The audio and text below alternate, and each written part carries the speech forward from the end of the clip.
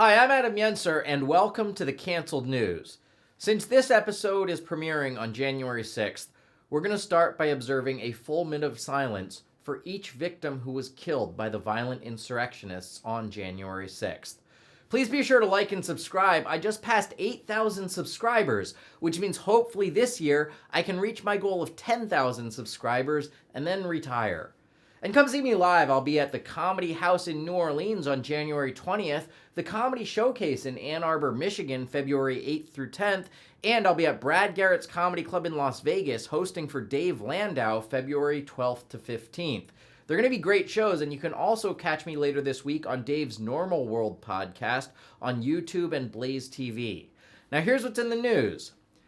Disney's copyright for the original Mickey Mouse character from Steamboat Willie expired this year and is now public domain, which means you can now see him in the X-rated Cleveland Steamboat Willie. Due to rising prices and supply chain shortages, Britain's popular fish and chips dish is becoming less common. Luckily, there's still plenty of dried blood fish heads and sheep intestines to make other popular British foods. During the Pop-Tarts Bowl, a Pop-Tart mascot held up a sign that read, "Dreams really do come true," as he was lowered into a giant toaster. If you or anyone you know is having suicidal thoughts, please call the National Suicide Prevention Lifeline at 1-800-273-TALK. Numerous hoax bomb threats were called into several government buildings across the country this week. Specifically, the caller threatened to show up and screen Disney's The Marvels. What did you think of that one, Mickey?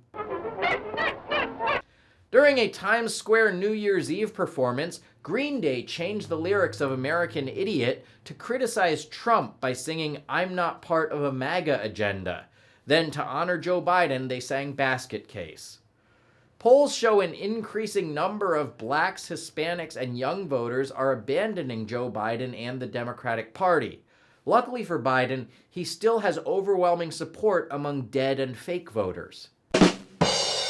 Southwest Airlines now has a policy where plus-size travelers can request an entire row of seats to themselves for free, and Chris Christie has already made it his official campaign jet.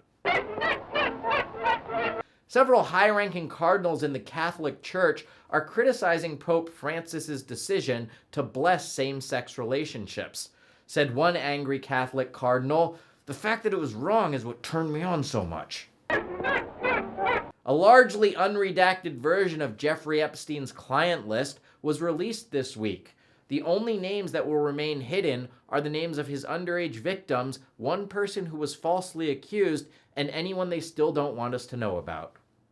Jimmy Kimmel has threatened to sue Aaron Rodgers for claiming that his name was going to appear on the Jeffrey Epstein client list, although that would have explained where all those girls jumping on trampolines came from. Around midnight on January 1st, a couple in New Jersey gave birth to identical twins born in 2 different months and 2 different years, but the same crappy state.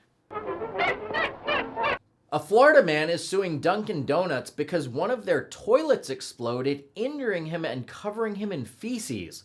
While defense lawyers argue that's a risk we all knowingly accept when we enter a Dunkin' Donuts. They've also asked that instead of saying he was sprayed with feces, court documents refer to him as chocolate sprinkled. A venue in London is launching a new live holographic Elvis show powered by AI. The AI hologram is so realistic it gets fatter and fatter each night.